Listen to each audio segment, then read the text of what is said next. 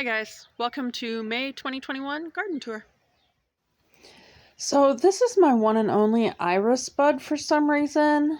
I did separate this stuff out and get rid of a bunch of grass that was in it. Yes, I know you can't really tell at this point. But I gave all the iris more space and now I'm not getting any buds. So if there's something going on there, like they just don't do that the first year, let me know. Then this is some mums I've been babying for the last few years. Normally I get one little stalk each year. But that was transplanted from the lake house when my mom was still alive. And so I really want to nurse that back to health. I've got some dianthus, and then you can see lots of strawberries coming on. They are actually ever-bearing strawberries, but they do have like a larger flush in June as well, and then intermixed is also the catnip. This area is where all the buttercups have been, and I think one naked lady. My rosemary definitely needs some love. I did not trim it back last year, so I'll probably go ahead and do that this year and see if I can get it to bush out some more. Now, my main peach tree I pruned heavily last summer to try and help with some of the oriental moth damage, and we also had a hard freeze and several frosts right as she was blooming, and I really wasn't sure if we would wind up with fruit, but we do have some fruit set coming on now. So that is awesome. I will go ahead and start spraying BT, and hopefully we can make a little bit of progress on the oriental moth situation, if not a lot of progress this year. And maybe I'll figure out how to add a macro setting to this phone. I'm sorry about the fuzziness, guys, but you get the picture. So this is my spiderwort. Believe it or not, I actually just weeded this for grass 2 days ago, and it's never ending. So I do have a white, a dark purple, and then this one here, trust me, it is purple. It is just really light. And the white one has actually been blooming for about a week and a half, and the other two just started in the last day or two.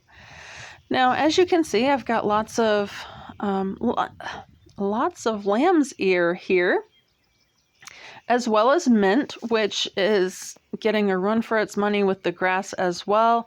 And when they tell you to contain your mint, this is why. All of that down in the wood slats is mint, and then the lamb's ear has also jumped as well. That's what's left of the hostas. And then you might remember that I had this giant hole under my skirting from groundhogs and raccoons and rabbits and whatever else was climbing under my trailer. And the fix I have used for that is filling in their holes with used cat litter. And I will tell you, it has actually worked. I don't think I have anything living under my house right now. I haven't seen the groundhog lately, although I do still have groundhog holes everywhere in the yard. So that's maybe the one thing. The rabbits and such seem to have vacated the premises. So this bed will actually be a combination of fennel and brassicas, probably rutabaga and kohlrabi. I did get it weeded, and that has been awesome. It went really easily. There was a bunch of dandelion and other stuff in here, and I just used a fork and gently lifted it, and it all came out. So I will get some weed barrier underneath some of this soil, as well as add some more soil to it. This area is actually, I think there's 3 or 4 broccoli plants and then a bunch of daikon radish. I don't see the broccoli, so it may not have sprouted. I don't know. They might just look so similar right now that I don't know the difference. It'll be a surprise. Now, this is oregano. I did mow it off a week or two ago, and it is filling back in nicely. This is my Mount Marinzi cherry tree. She actually bloomed in two sections this year. The top half bloomed and then the bottom half bloomed. So I am hoping that that will alleviate the issue with the freezes that we had.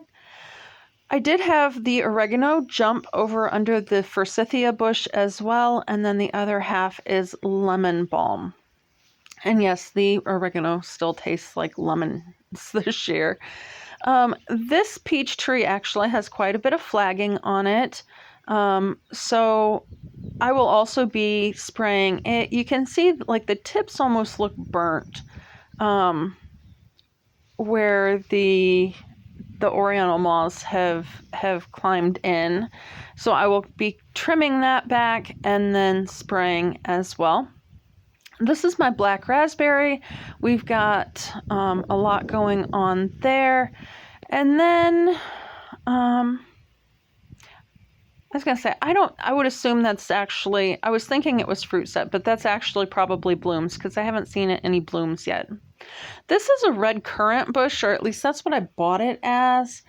But from what I can tell, other people around my zone that are even further north than I am already have fruit set and flowers and such on their red currants, and I have neither. So if I have that misidentified, it was like just a person selling things that I bought it from.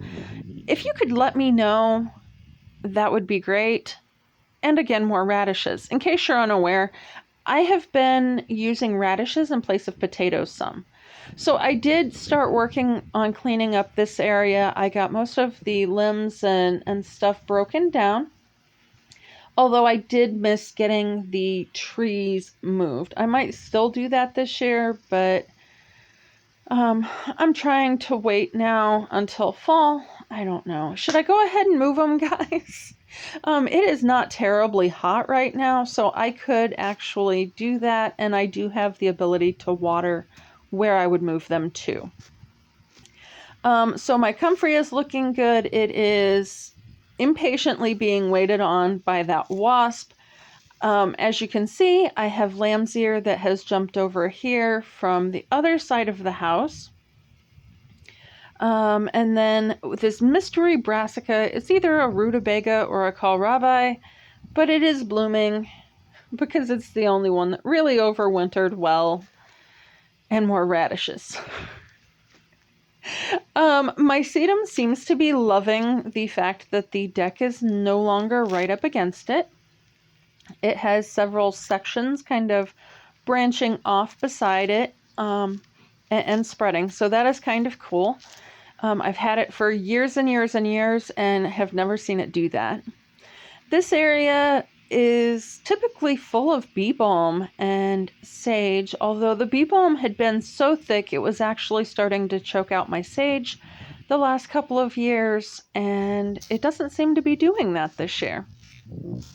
Now my brother gave me this planter for my birthday, and my kid's sister and I did go ahead and get it planted yesterday.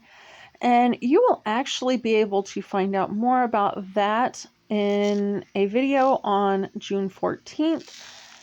And that will be in conjunction with This and That with Denise Jordan.